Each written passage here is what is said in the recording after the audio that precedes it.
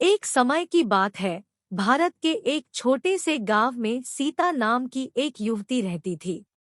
वह अपनी बुद्धिमत्ता, दयालुता और खाना पकाने के कौशल के लिए पूरे गांव में जानी जाती थी।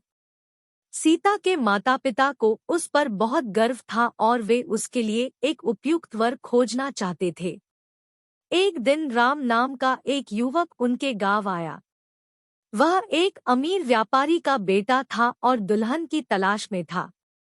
जब राम ने सीता को देखा तो वह उनकी सुंदरता पर फिदा हो गए और फैसला किया कि वह वही है जिससे वह शादी करना चाहते हैं।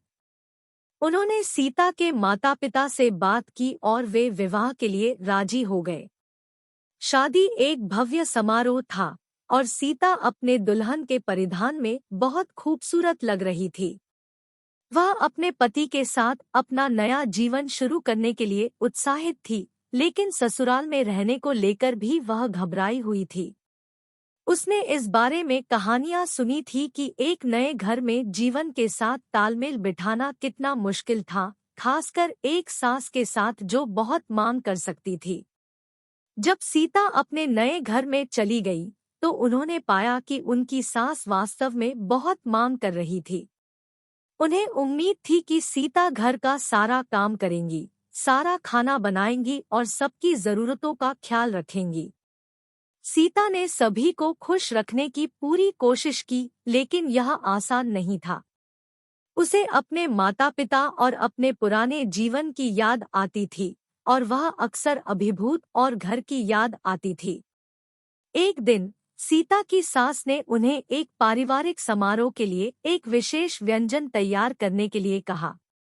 सीता रेसिपी से परिचित नहीं थी और उसे डर था कि वह इसे सही तरीके से नहीं बना पाएगी।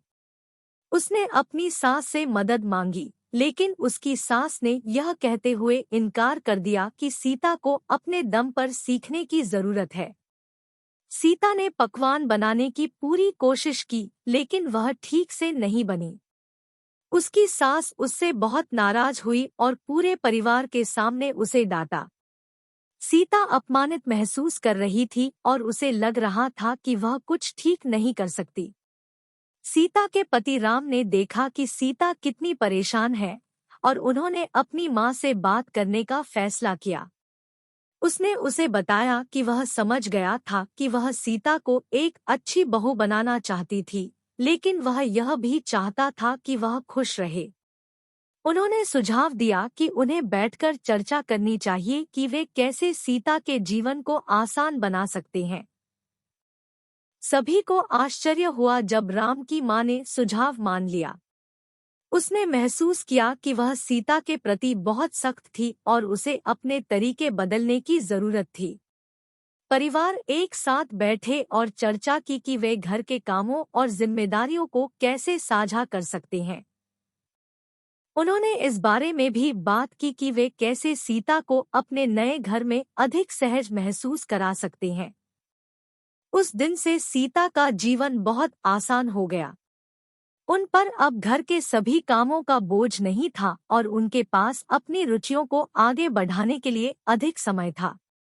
वह अपने ससुराल वालों के साथ भी अधिक सहज महसूस करती थी और अब अपनी राय व्यक्त करने से डरती नहीं थी। अपनी समस्याओं के बारे में बोलने के सीता के फैसले से उनके जीवन में एक सकारात्मक बदलाव आया। उसने दिखा दिया था कि संघर्षों को सुलझाना और अपने ससुराल वालों के साथ सौहार्दपूर्ण ढंग से रहने का रास्ता खोजना संभव है।